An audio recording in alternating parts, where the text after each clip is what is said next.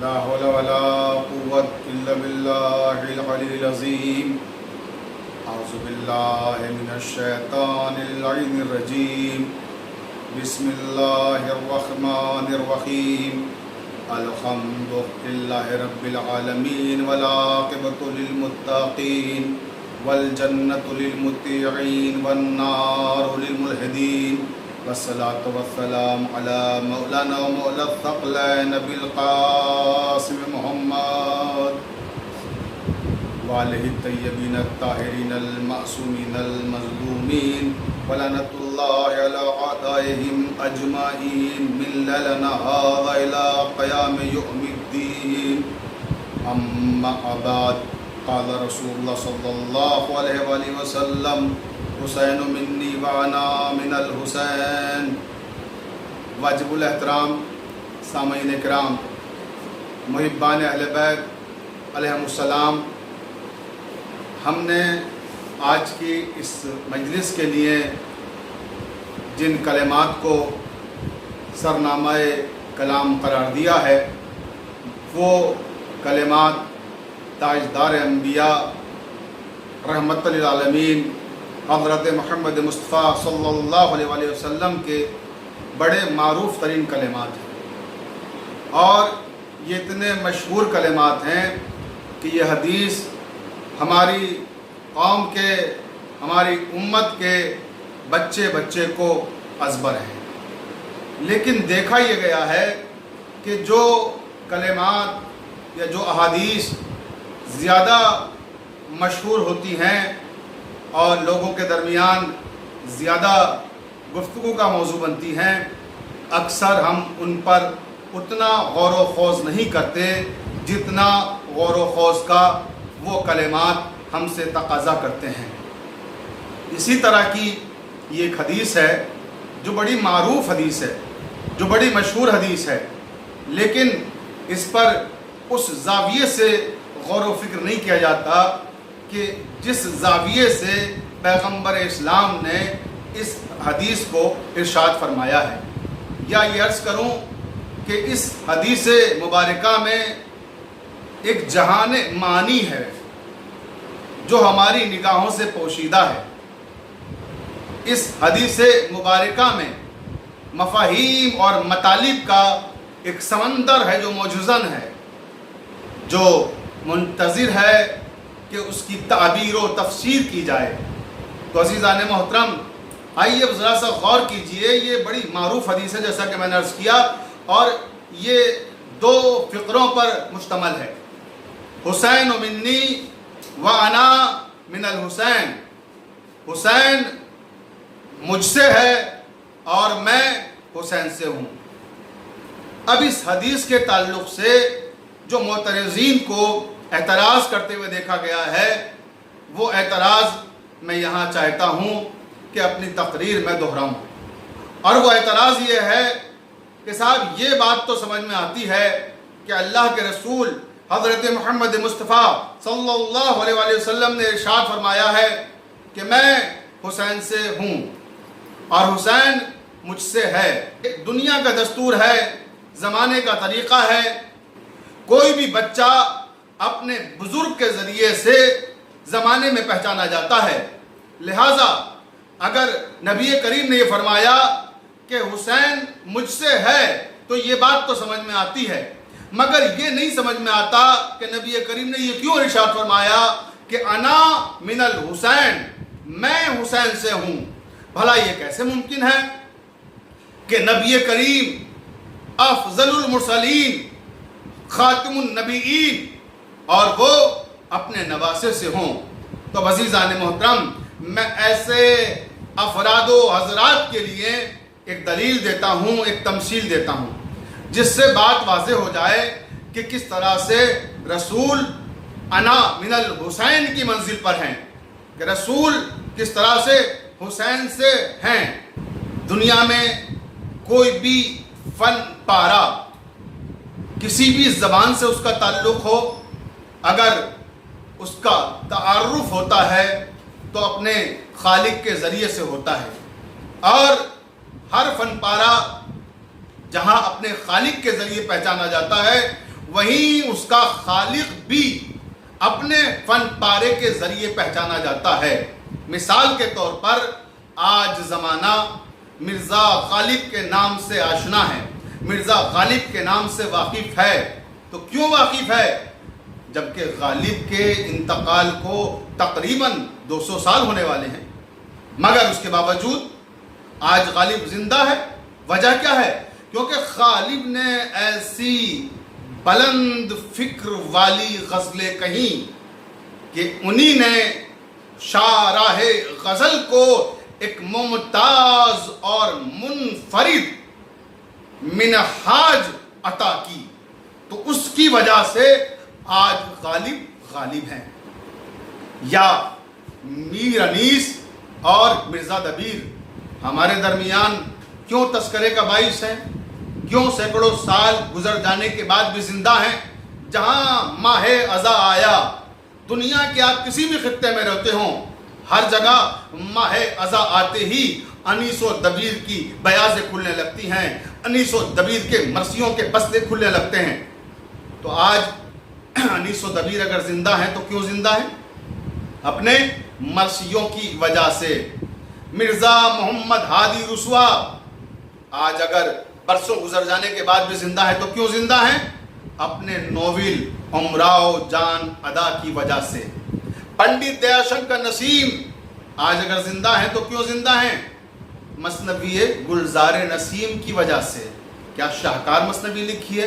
لکھنؤ کی تہذیب، لکھنؤ کا کلچر، لکھنؤ کا ادب، اس مثنوی میں انہی نے بہت خوبصورت اسلوب میں بیان کیا ہے۔ تو آج پنڈت دیا شنکر نسیم بھی اپنی مثنوی گلزار نسیم کی وجہ سے زندہ ہیں۔ یا میں اب دوسری زبانوں کی طرف آؤں کہ عربی میں آج متنبی کیوں زندہ ہے؟ اپنی بہترین شاعری کی وجہ سے زندہ ہے۔ امراء القیس کیوں زندہ ہے؟ اپنی شاندار جمالیاتی شاعری کی وجہ سے زندہ ہے۔ یا فردوسی آج فارسی شاعری میں سینکڑوں سال گزر جانے کے بعد بھی عزت و احترام سے یاد کیا جاتا ہے، تو اس کا سبب کیا ہے؟ شاہ نامہ فردوسی۔ کیا شاندار اس نے شاہ نامہ تحریر کیا ہے جس میں 60,000 اشعار ہیں؟ یا پھر اسی طرح سے حافظ آج کیوں زندہ ہیں؟ فارسی غزل میں جو حافظ کا مقام ہے وہ کسی شاعر کو آج تک نہ مل سکا، اور دیوان حافظ آج اہل ایران کے درمیان فال دیکھنے کا بہترین وسیلہ بنا ہوا ہے۔ اہل ایران جب کوئی فال دیکھنا چاہتے ہیں تو حافظ کا دیوان کھولتے ہیں، اور یہ اتفاق کی بات ہے یا یہ کوئی کرشمہ ہے کہ جو جس نیت سے دیکھتا ہے اسی اعتبار سے اور اسی لحاظ سے حافظ کا شعر آتا ہے۔ تو یہ حافظ آج اپنی شاندار غزلوں کی وجہ سے زندہ ہیں۔ یا اسی طرح سے میں کس زبان کی بات کروں؟ آئیے انگریزی کی طرف بڑھتے ہیں۔ شیکسپیئر آج کیوں زندہ ہے؟ اپنے ڈراموں کی وجہ سے۔ شیکسپیئر نے جو ڈرامے لکھے ہیں، ان ڈراموں کے جو کردار ہیں وہ ہمارے آج کے زمانے کے کرداروں سے بھی اس حد تک مطابقت کرتے ہیں کہ وہ کردار آج بھی ہمیں ایک نیا لطف اور ایک نیا جو ادب کا زاویہ ہے اس سے محظوظ ہونے کے مواقع فراہم کرتے ہیں۔ تو عزیزان محترم، میں عرض یہ کرنا چاہتا ہوں کہ دنیا کے جتنے بھی فنکار ہوں، دنیا کے جتنے بھی تخلیق کار ہوں، وہ سب اگر آج زندہ ہیں تو اپنے فن پاروں کی وجہ سے زندہ ہیں۔ ملٹن آج ادب و احترام کے ساتھ یاد کیا جاتا ہے، تو کیوں؟ اپنی شاعری کی وجہ سے یاد کیا جاتا ہے۔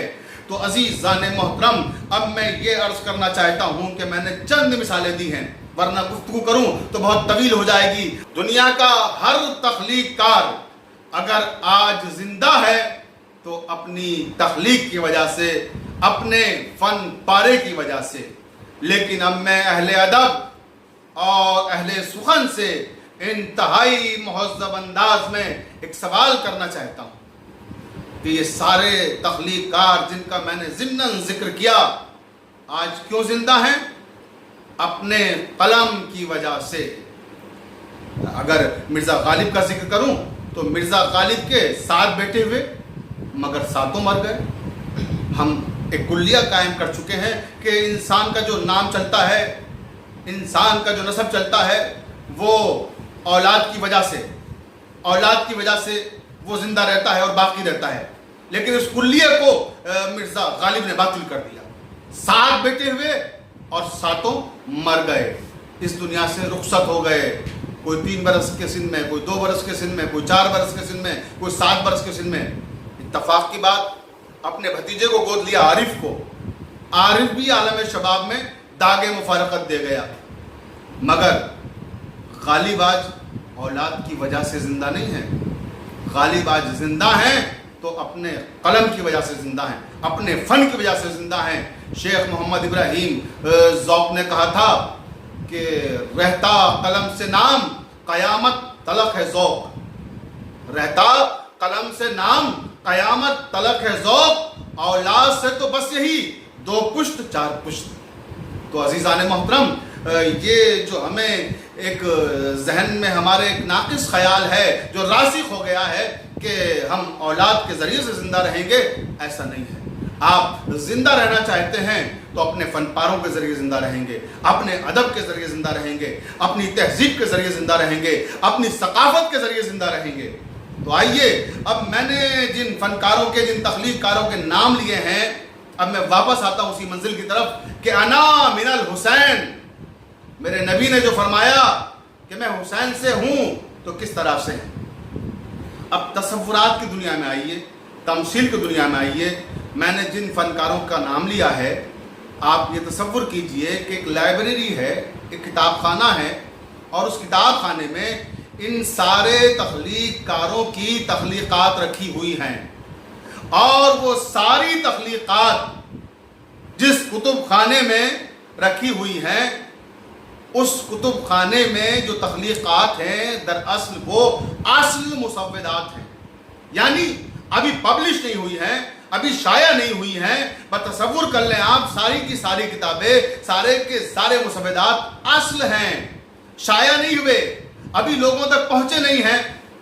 اور اچانک اس کتب خانے میں آگ لگ جائے. توجہ چاہتا ہوں اپنے سننے والوں کی. جب آگ لگ جائے اس کتب خانے میں، تو جہاں کتب خانہ ہے اس کے اطراف کے لوگ مجتمع ہوں اور کف افسوس ملتے رہیں اور کہتے رہیں کہ بڑا علمی اثاثہ ہے جو ضائع ہو رہا ہے، بڑا علمی اثاثہ ہے جس میں آگ لگ گئی ہے، بڑا علمی اثاثہ ہے جو نظر آتش ہو رہا ہے، اور کوئی اقدام نہ کرے آگ کو گلزار کرنے کا.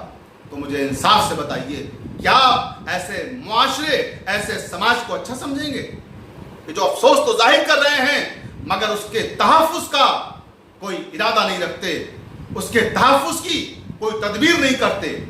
اور اچانک اسی مجمع سے، انہی لوگوں سے کوئی نوجوان اٹھے اور اپنی جان کی بازی لگا کر وہ نوجوان اس جلتی ہوئی آگ میں گھس جائے، اور اس کتب خانے سے جہاں ان سارے تخلیق کاروں کا، جن کا میں نے ذکر کیا ہے، ان کے اصل مسودات رکھے تھے، ان مسودات کو اپنی آغوش میں سمیٹ لے اور سب کو باہر لے کر چلا آئے.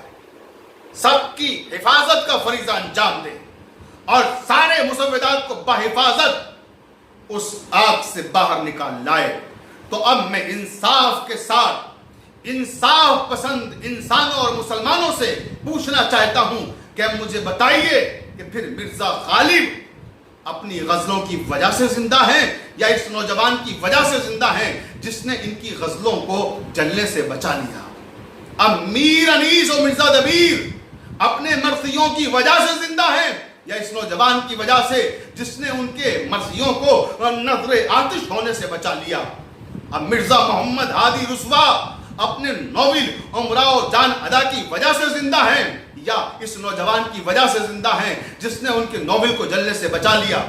اب پنڈت دیا شنکر نسیم اپنی مثنوی گلزار نسیم کی وجہ سے زندہ ہیں یا اس نوجوان کی وجہ سے جس نے ان کی مثنوی کو جلنے سے بچا لیا. اب متنبی اپنی عربی شاعری کی وجہ سے زندہ ہے یا اس نوجوان کی وجہ سے جس نے ان کی عربی شاعری کو جلنے سے بچا لیا. امراء القیس اپنی شاعری کی وجہ سے زندہ ہے یا اس نوجوان کی وجہ سے جس نے اس کی شاعری کو بچا لیا. اب حافظ اپنی غزلوں کی وجہ سے زندہ ہیں یا اس نوجوان کی وجہ سے جس نے ان کی غزلوں کو جلنے سے بچا لیا؟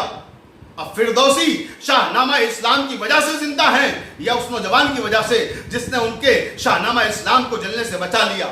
اب شیکسپیئر اپنی وجہ سے زندہ ہیں یا اس نوجوان کی وجہ سے جس نے ان کو ڈراموں کو جلنے سے بچا لیا؟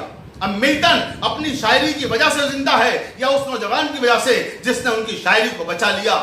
تو ہر ذی علم، ہر ذی شعور، ہر ذی فہم، ہر ذی ادراک یہی کہتا ہوا نظر آئے گا کہ اس نوجوان کی وجہ سے زندہ ہیں جس نے ان سارے تخلیق کاروں کی تخلیقات کو بچا لیا، اس لیے کہ ابھی یہ پبلش نہیں ہوئی تھی، ابھی یہ شائع نہیں ہوئی تھی۔ اگر یہ شائع نہیں ہوئی ہے، پبلش نہیں ہوئی ہیں اور جل جاتی تو یہ سارے فنکار ختم ہو جاتے، لیکن اس نے ان سب کی تخلیقات کو بچا کر ان سارے فنکاروں کو ابدی زندگی عطا کر دی۔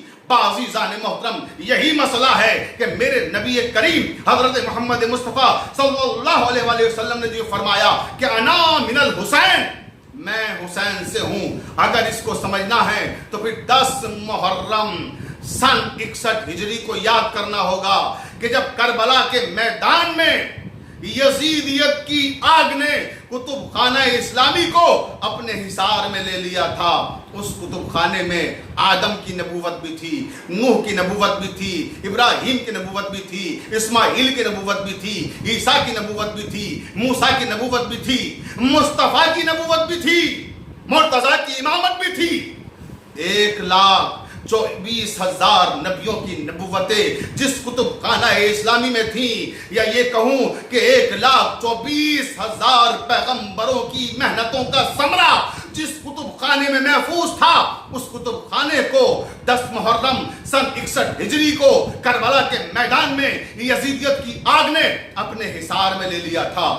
تو خاتم النبیین، افضل المرسلین کا نواسہ حسین ابن علی اٹھا اور اپنی جان کی بازی لگا کر یزیدیت کی آگ کو انہی نے ہمیشہ ہمیشہ کے لیے گلزار کر دیا اور ان ساری نبوتوں کے اثاثے کو ہمیشہ کے لیے محفوظ کر دیا۔ تو اجازت دیجئے کہ میں عرض کروں، صرف ہمارے نبی کریم حضرت محمد مصطفیٰ صلی اللہ علیہ وآلہ وسلم ہی حسین سے نہیں ہیں، اب آدم بھی حسین سے ہیں، نوح بھی حسین سے ہیں، ابراہیم بھی حسین سے ہیں، عیسیٰ بھی حسین سے ہیں، موسیٰ بھی حسین سے ہیں، اسماعیل بھی حسین سے ہیں، اسحاق بھی حسین سے ہیں۔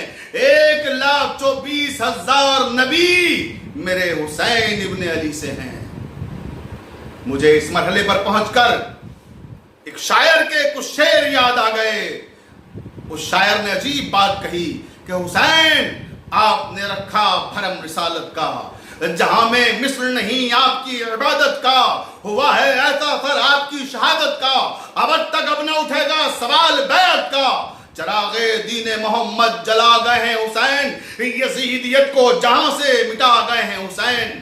کبھی تو نوح کی کشتی کے نا خدا ہے حسین، دل رسول ہیں اسلام کی بقا ہے حسین، وقار سجدہ پیغمبر خدا ہے حسین، یزیدیت کے لیے موت کی سزا ہے حسین۔ حسین کیا ہے یہ ہم جیسا کوئی کیا جانے، حسین کو تو نبی جانے یا خدا جانے۔ تو یہ میرے آقا حسین کی عظمت ہے، اور اب دامن وقت میں گنجائش نہیں ہے کہ میں مزید گفتگو کر سکوں، یہاں تقریر کو روک رہا ہوں۔ میں نے اپنی تقریر کو 2 حصوں میں تقسیم کیا ہے۔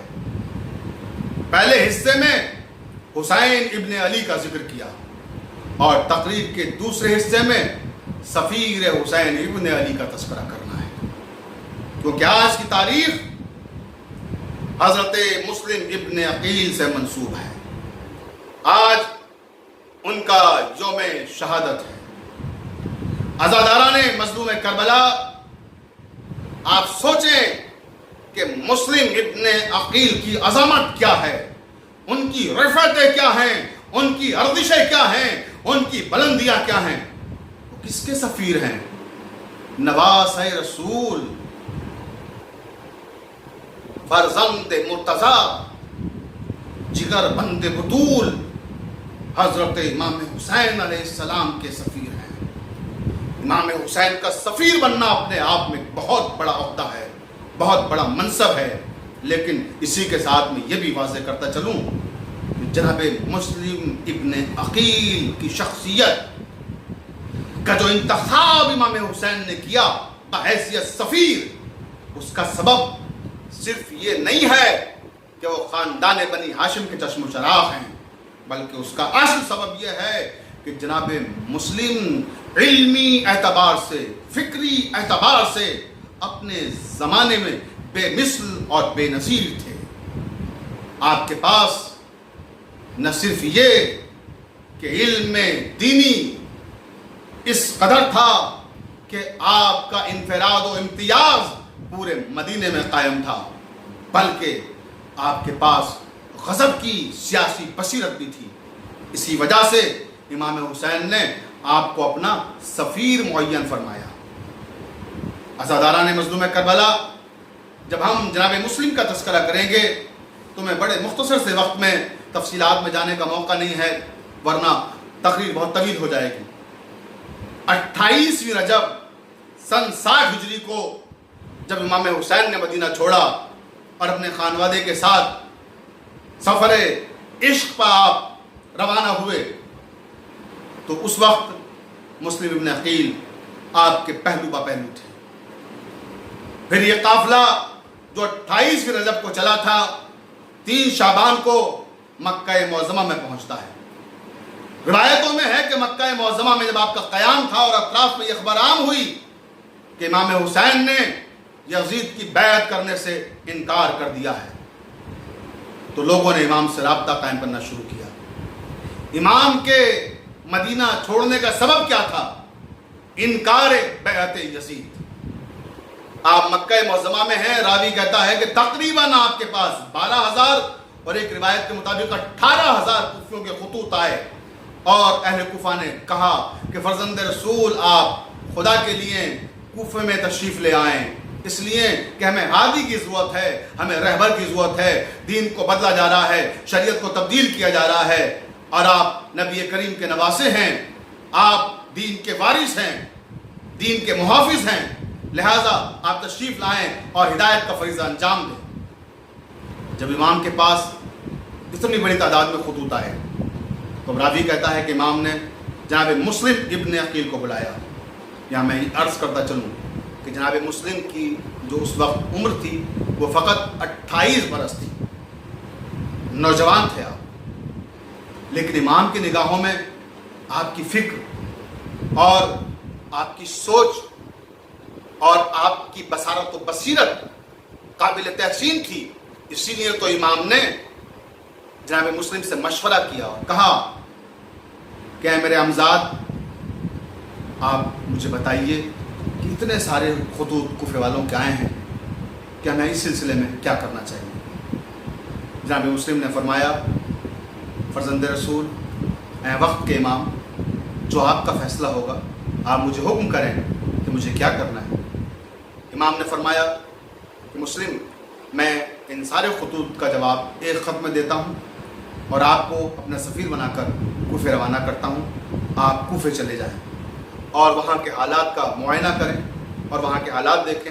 अगर वहाँ के हालात हमारे हक़ में हों तो हमें मुत्तला करें, ताकि हम भी मक्का मुअज़्ज़मा से कूफे की तरफ रवाना हो जाएं। रिवायतों में है 15 रमज़ान की तारीख़ दी है जब जनाब मुस्लिम कूफे के लिए मक्के से रवाना हुए।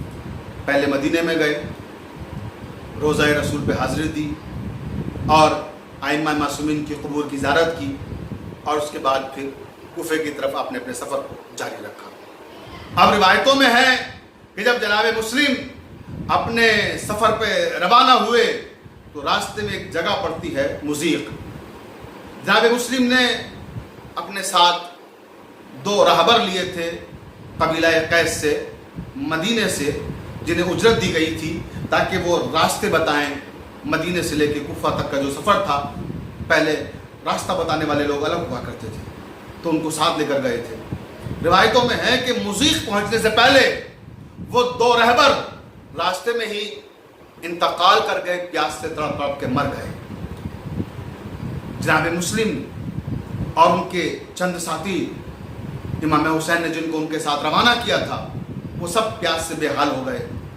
تو ان مرنے والوں نے اشارے سے بتایا کہ آپ اس راستے پہ چلے جائیے تو شاید آپ کو آگے چل کے پانی مل جائے۔ جناب مسلم اپنے ساتھیوں کے ساتھ اسی راستے پر آئے جو مضیق کی طرف جاتا تھا، اور وہاں آ کر آپ کو کنواں ملا اور آپ نے پانی پیا اور سب لوگوں نے راحت کی سانس لی۔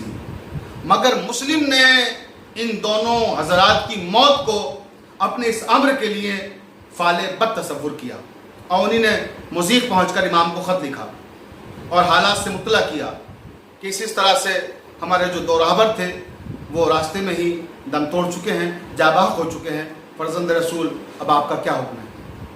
امام کا خط آیا جواب میں کہ مسلم آپ کو جس امر کے لیے بھیجا گیا ہے آپ اپنے سفر کو جاری رکھیں، ہم بنی ہاشم ہیں، راہ کے حادثات اور راہ کے واقعات سے اثر قبول نہیں کرتے، آپ سفر جاری رکھیں۔